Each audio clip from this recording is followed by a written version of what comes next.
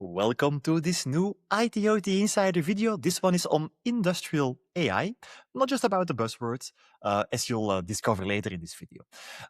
So I'll be talking about the challenges which is holding industrial AI adoption at scale back. And we first created this content for our pitch. Me and Willem did a pitch in September in Vegas at the ETLS conference.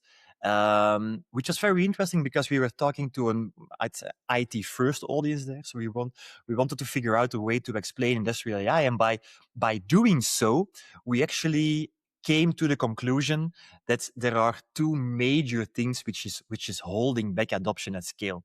And to explain those concepts, first of all, we need to explain or re-explain the concept of the digital versus physical twin. So as you see here on this slide, on the one hand, the right side, we have the physical twin. The physical twin is what is out there, your lines and your reactors and your belts and your motors and your robots and whatever. So all the things we've engineered to perfection, which is running sometimes already for decades, sometimes it's new, but the physical reality out there.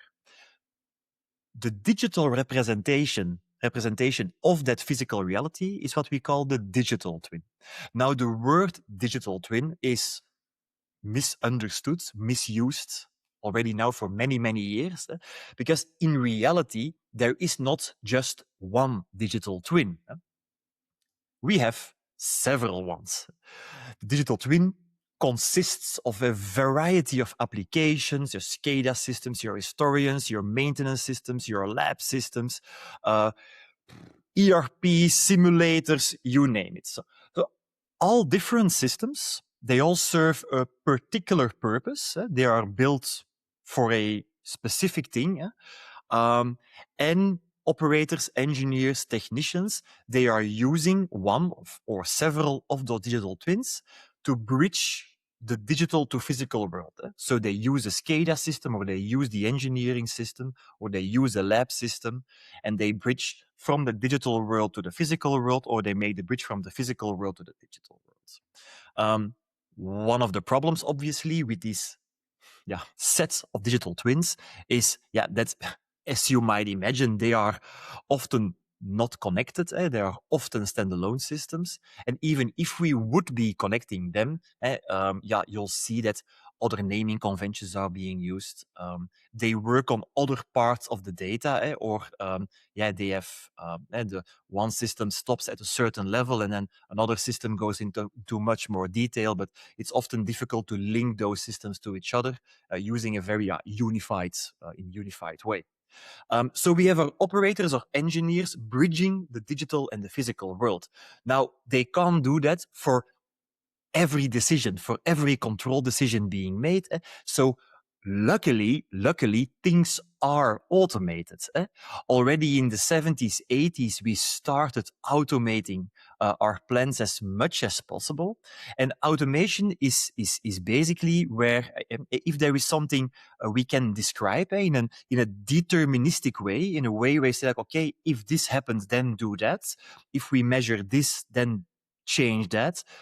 If a combination of these factors occur, then you should do that, etc., etc. So these very deterministic ways to automate our plans, that is being introduced, and this is basically where we take away the majority of the work from these operators, from these engineers, in the simple, it's not always simple, but I would say in the describable automation steps we've been taking in all these decades.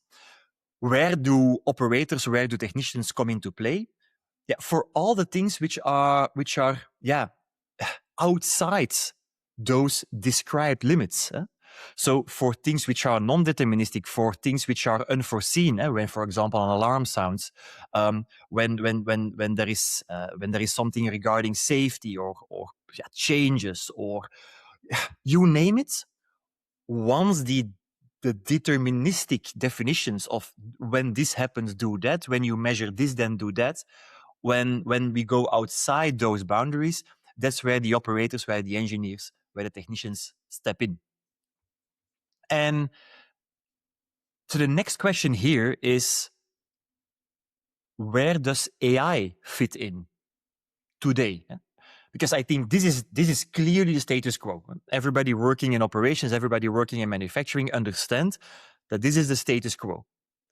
So if we look to AI today, then I dare to state that AI applications are bolt-ons, as you can see here on this slide, on those different elements.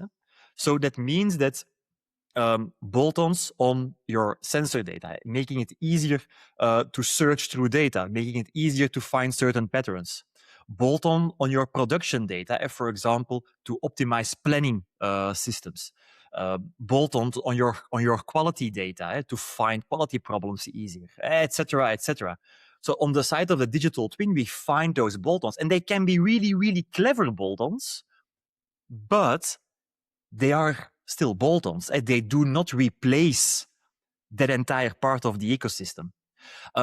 We also see AI bolt-ons more and more on the automation layer. Now, not to replace the deterministic automation part, because that's something you really don't want to do. But for example, to make configuration of these systems easier, as coding assistants, as ways to easily help developers in their work, to make it easier to name tags, to make it easier to create new screens, to make it easier to create new logic, but as an aid, as a help of a technician, for example. But also for an operator, you might find you find more and more, or you come across more and more systems where these AI bolt-ons, they help, for example, to analyze certain events that happened. But again, bolt-ons.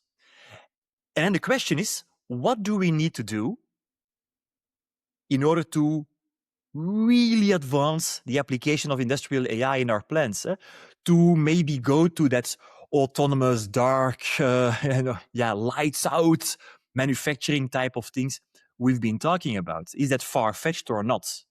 Well, I think it's rather far-fetched, except in certain industries where, again, the industry as such is very deterministic, but in most of our plants, it is indeed far-fetched. And why is that? And to understand that, I'd like to introduce you the 3 steps which we have to go through from an autonomy perspective. We call it here three steps towards the virtual operator. And the virtual operator is an AI, a system, which is able to replace our current operators. And is that actually possible? So step 1 is where we are today. It's clearly the assistance phase. It is perfectly available. There are a lot of applications which you can use for all parts of your digital twin, and even on your automation layer, depending a bit on the vendor or the vendors you're using at that layer. But yeah, you can see it, as I explained, more as a digital assistant to get work done more effectively. And the only thing it needs is get access to a part of your data set. Where we clearly want to go towards in the years and decades to come is to autonomy. Autonomy means that the function, the role of an operator is being replaced by clever algorithms. Now, the problem with that is that at a minimum, that requires a full rethink of your plant control and safety concept. And I would like to make the analogy to self-driving cars here. So self-driving cars, we've been talking about that also for decades. And the problem with a self-driving car is not the fact that we are unable to control the steering wheel, control the direction the car is going, the speed, the braking, etc. The problem with self-driving cars is the fact that the environment where the car drives is non-deterministic. At any point, at any time, at any point, road conditions will be different. An intersection will always be different. There will always be unforeseen circumstances. And that is the I would say, the complexity of the self-driving car problem. So as we did with those self-driving cars, it makes sense to first go to a collaboration step for industrial AI and also for those cars to make in a car it could be your lane assist or your adaptive cruise control or your sat nav or whatever. But in our manufacturing context, collaboration means that we have some kind of a virtual coworker, so a coworker where the real operator can work with. That's what we then call that virtual operator, who helps us, recommends actions, for example, but it has no direct control of the plan because it can't, right? It can suggest stuff, but it can't have that direct control, again, because we do not, or the system doesn't understand the full reality of that physical twin. But it needs context. It needs to be able to get through that data, to analyze that data. So if we summarize that into our graph we had before, challenge number one in the road to have to implement that virtual operator, in the road to autonomy in the end. Challenge number one is having an integrated digital twin. It's not about replacing the specific applications, or maybe not all of them, but at least having an integrated layer where all data is available in a structured, contextualized way. We talked about that in previous videos as well, and when we talk about the industrial data platform, when we talk about unified namespace, etc. But it is a requirement for everything we do with AI. If we don't have that fully integrated digital layer, well, then again, we would be doing local optimizations. And the complexity is there, the technology is available. The complexity is probably more just the amount of work it takes to integrate all these systems, not just from a connectivity point of view, but for example, also from a data governance point of view. The data modeling problem is a real problem. Also, there we talked about that as well, also in previous videos. I'm sure that there will also be clever AI tools which help us with that data integration part, the data modeling part. But let's be honest, you need to build that model from scratch. It won't just magically drop out of the air. So challenge number one, having that integrated data layer. And then challenge number two is if we really want to have that virtual operator, so which is able to act as a coworker, so to create suggestions, to maybe in the end start acting on small problems and later on bigger ones. Again, think about your car, how that's also evolving or have been evolving over time. So that's that virtual operator. That's the model. That's the AI, if you want to call it that way. It needs to consume data from the integrated digital twin, but, and this is problem number two, it needs to understand the physical reality as well. And we're not there yet. Yes, there are startups today who start working on creating that understanding of the physical twin. They do so by, for example, parsing engineering diagrams. They do so by parsing literature, etc., creating very clever models about that.